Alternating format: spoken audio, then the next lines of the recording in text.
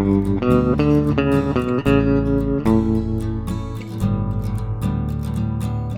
Amy and this is A-Star Reads, and I'm going to do my Sunday sum up for you, which will be interesting because I only finished one book this week, which I think is progress, considering it was a busy week. And I had a midterm, which went really well, so yay for that. And then I also had a big project that was due and I haven't received my grade for that yet, so fingers crossed it went well. I have a lot of B-roll here, a lot of things did happen, but not as much book talk. But I will tell you about the book that I did read, and I've got a mini book haul, and I'll give you an update to see where I'm at with all the other books that I have started, because I am in the middle of many, many books right now.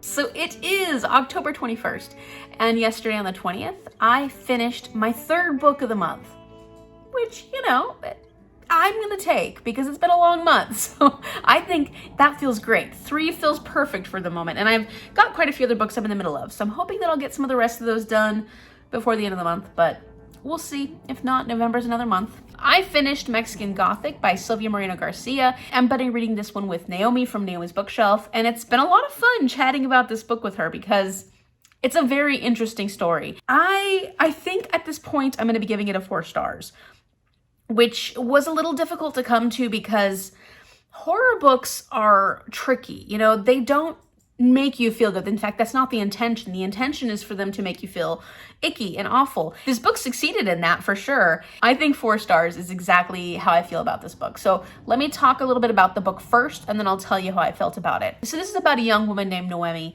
and her cousin Catalina recently married into this family that lives in some remote place. What's the name of the town? Can't remember the name of the town, but she lives in this house called High Place. Catalina has actually sent a letter to Naomi's father saying a lot of strange stuff. Like, it just kind of sounds like she's struggling. She doesn't really know what's going on, but she could be being poisoned, or I don't remember what exactly the letter said, but it was kind of vague but confusing. And of course, Naomi's father was really worried about Catalina because her parents had died when she was really young, and so he was somewhat responsible for her upbringing. He sends Naomi to go and check on Catalina because, for one, the family is really reluctant to let anybody come, and they feel more comfortable with Naomi coming than they do with the father, whose name I can't remember at the moment. So Naomi goes, and she's supposed to sort of judge the situation and see what's going on, see if Catalina actually needs psychiatric help, see what's going on with the family, if there's not great things happening.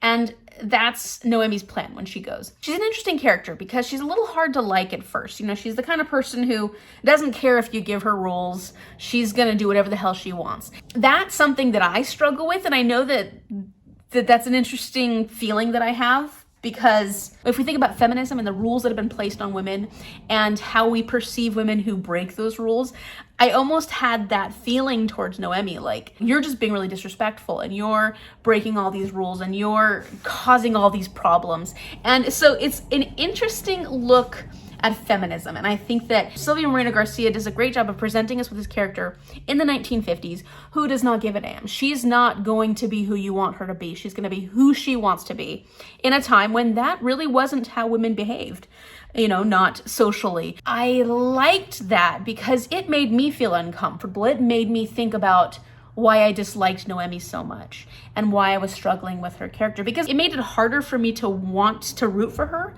in the story because of how I felt she was behaving, and I liked that element to the story. This story takes a long time to get to the actual horror elements of it, and I felt like it was very mild as far as the tension buildup. You know, there are strange things going on and you don't know what they are, but there's not anything really that creepy in the first half of this book.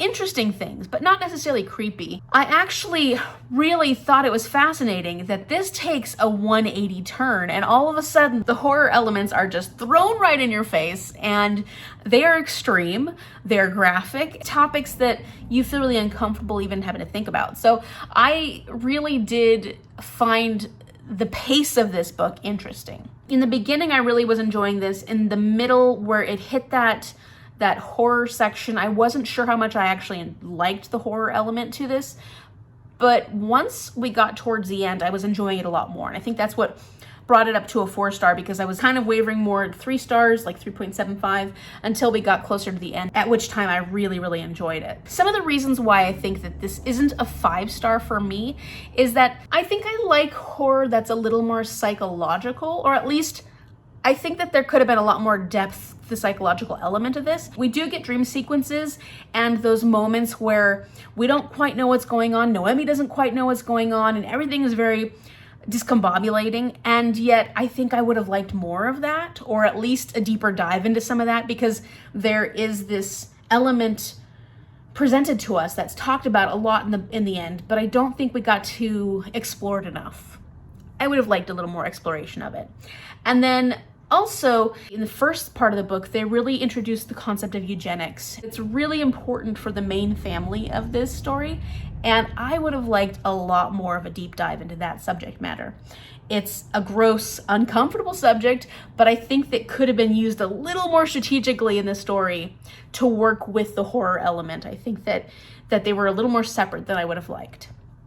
That's just my personal feelings, though. I thought that the horror element was very unique and something that I haven't read a lot of, so I thought it was a lot of fun. I thought that this did a great job of being a Gothic novel. There was definitely that romantic element to it, the dramatic personalities, the very extreme personalities of the people living in the house. I thought that Sylvia Moreno-Garcia did a good job of trying to stick to those Gothic horror tropes, but it feels more horror than some of the Gothic novels that I've read. So I feel like it's like a little bit of both. So if you like horror stories, I think this is a solid one. And I think that if you like books that have a lot of atmospheric ambiance, and this isn't horribly descriptive, but the moments that are very descriptive give you a really great autumnal feel, scary autumnal feel, like Halloween vibes. So this is a good seasonal book as well. I believe that on a reread of this book, I would understand more, I would make more connections. There were some parts in this where I was like, wait, what exactly is happening? And it wasn't completely clear. And maybe that added to the element of discomfort, which was probably a good thing. It felt like everything happened so quickly and there wasn't as much explanation until later on. So I don't know what that means, but I did enjoy it. 4 stars, Mexican Gothic.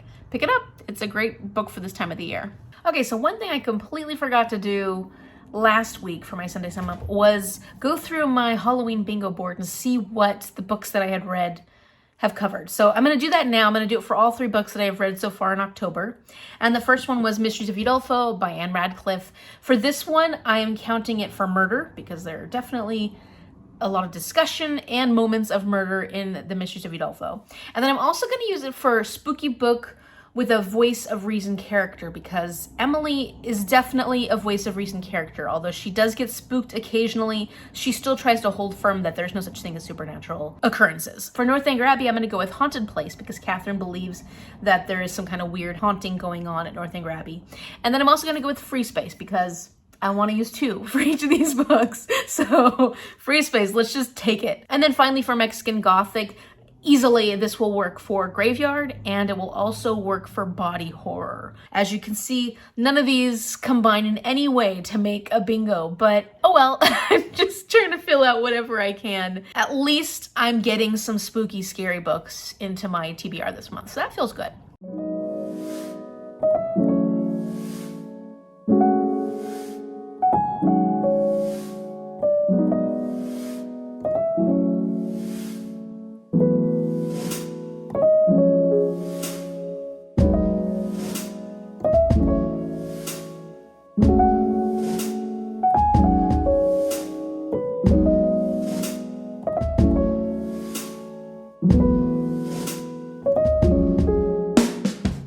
So I have had a lot of fun buying books this month.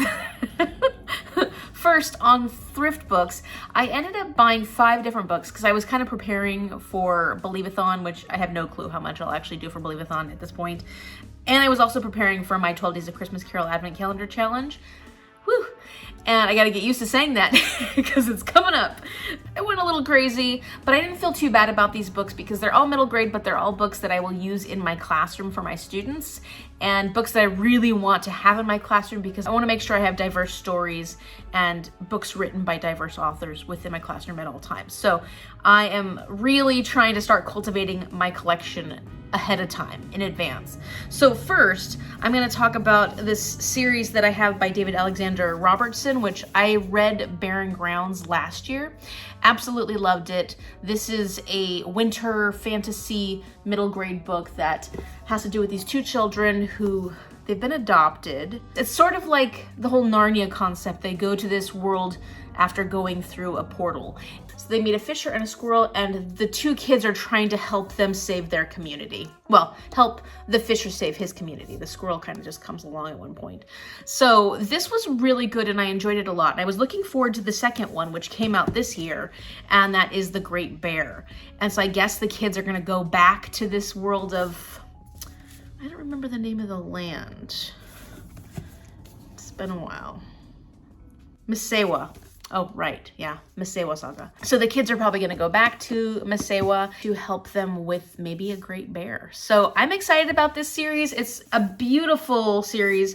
David Alexander Robertson is a Canadian Indigenous author who has a lot of really good books and a lot of really good books for children. He is an educator, at least is writing from an educator's perspective because he wants more voice to the First Nation experience through all his children's books. So I can't wait to read more of his books. I did read a graphic novel by him, which I really did enjoy, and it's definitely for older kids, so I probably wouldn't have it in my class, but I feel like these are perfect. So the next book that I got from Thrift Books was Front Desk by Kelly Yang, and I'm really excited about this one too. I've been hearing a lot about it lately. Seems like the kind of story that I would really enjoy. It seems very heartwarming, and it's about this girl named Mia. Her parents are immigrants from China, I think, I'm pretty sure. She lives in a motel with her family, and they're taking care of this motel, and it's kind of her experience, but also her experience being from a Chinese immigrant family and how life is. I think they're in Los Angeles, and Mia wants to be a writer. And I'm pretty sure that this is mostly based off of Kelly Yang's actual experience, her actual life growing up. It's fiction, so it's not completely true, but Kelly Yang's a writer and her parents were immigrants from China. I don't know if they actually worked the motels, but her family did live in motels a lot after they had immigrated here to the US. So this is based off her experience, and I'm really excited to read it. I'm really excited to see how I like this, and there are 2 other books I think after this. Finally, I had read Those Who Run in the Sky by Aviak Johnston last year. Also loved this one a lot. This is an Inuit story and tells a lot about this little boy who is just, he just stole my heart. He has to go into another world, kind of like a dream world. I can't remember. It's not a dream world, but it's sort of like that. Is it the afterworld? I don't remember exactly. But after he gets lost, he ends up having to find his way out of this other world, and he learns a lot about himself along the way. And I really did enjoy this one, so I wanted to pick up the second one, Those Who Dwell Below by Aviak Johnston. And this one, I'm guessing, is Pitu, which is the little boy's name, the continuation of his story. And I think that he is in the process of trying to learn how to be a shaman. And so loved this one. Can't wait to read this one. Another set of books that I will really love sharing with my students. All right, so then this next book I actually got from my Owl Crate box. So if you get Owl Crate and you don't want to be spoiled for this because you haven't received your next box yet, this is the October box. Stop watching here. But I ended up getting Jade Fire Gold by June C.L. Tan, and I'm really excited about this one because it's so pretty. I love the marbling effect. I don't really know much about this. It is a family story, or like I think a story about generations, and there is a fantastical element to it. So I'm excited about that. I do like books that cover family legacies and whatnot. So I just think that the inside cover is really pretty, and maybe this says a little bit about what the book is about. I just know that the book is really pretty, and I will find out more about this book at some point when I go to read it. And then finally, I was at a local thrift shop recently to look for some other books, and I ended up finding The Guest List by Lucy Foley for $3, and this is a hard copy.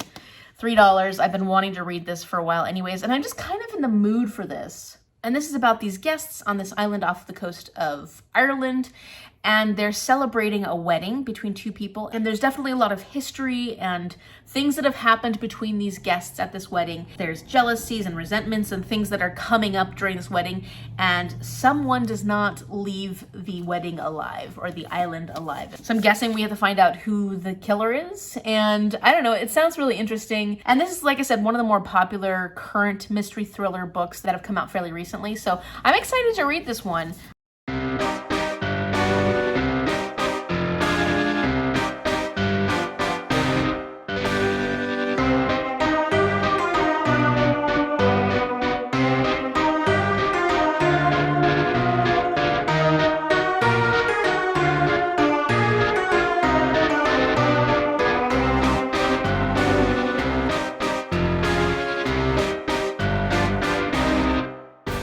So as you saw, I didn't finish a lot of books this week, but I have been reading a lot of books, or at least portions of a lot of books.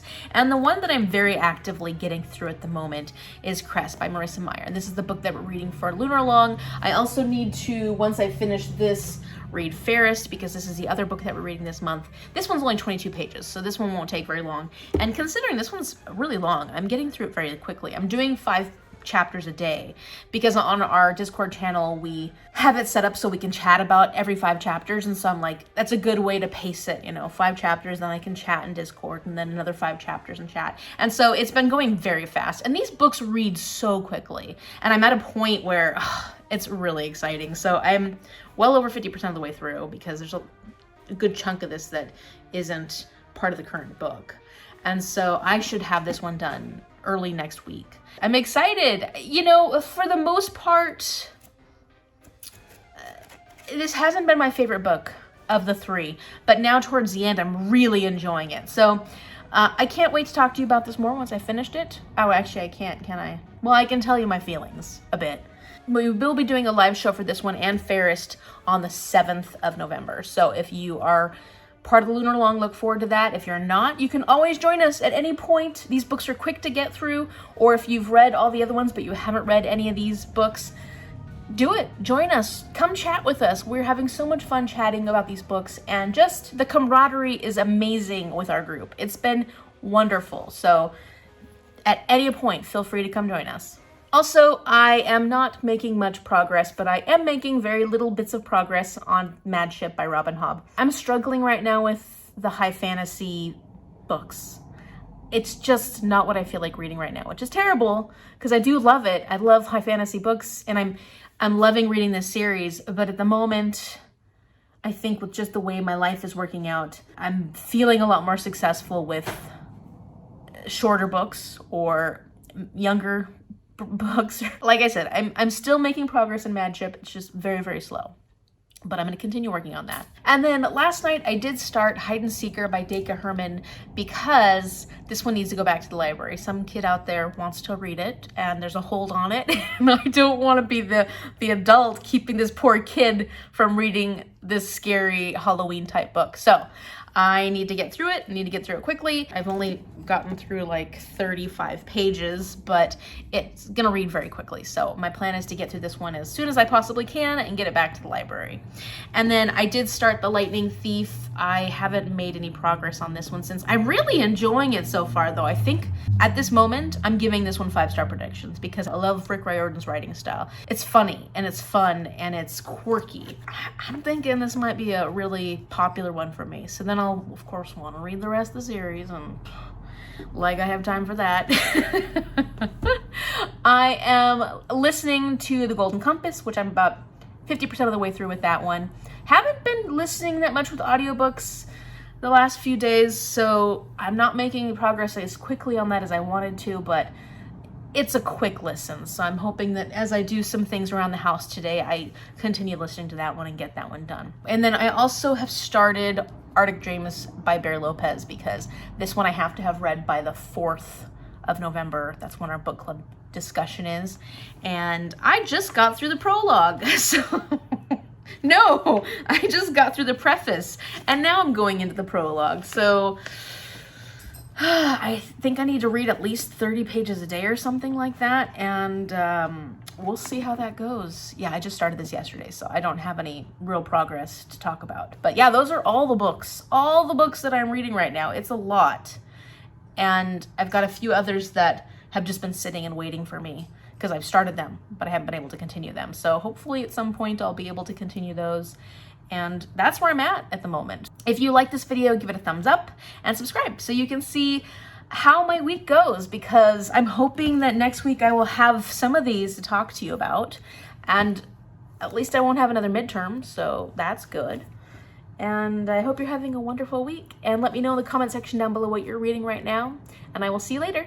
Bye.